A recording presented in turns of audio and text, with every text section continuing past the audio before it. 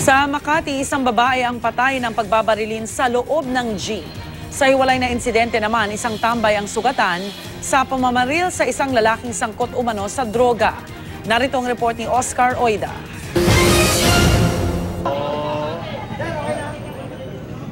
Dead on the spot ang biktimang si Loren Cristel Rosales matapos pagbabarilin sa loob ng isang jeep sa may JP Rizal Avenue, Makati.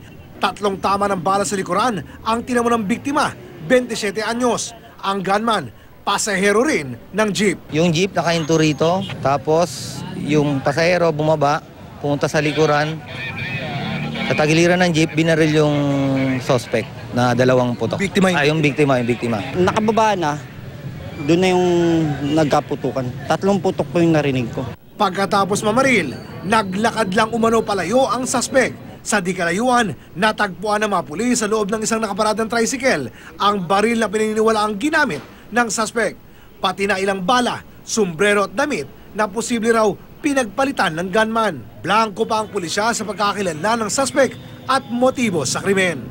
Isang lalaki naman ang pinagbabaril din sa Barangay Rizal sa Makati pa rin. Base sa mga na-recover na basyo ng kalibre 45, mahigit 12 beses na pinaputukan ang biktima. Nakatambay lang daw noon sa lugar ang biktimang si Rodel Morga, 39 anyos, nang biglang lapitan at pagbabarilin ng 2 suspect. Aksidente pang nadaplisan ang isang tambay na isinugod sa ospital. Tingin ng ama ng biktima, posibleng droga ang dahilan ng pamamaslang. Hindi na sa akin umuwi yan eh.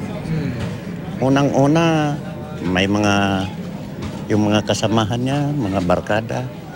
Alam ko, mga positive din sa drugs. Kung talagang iano namin, ipapa-rehab na ako yan. Para sa unang balita, Oscar Oida reporting.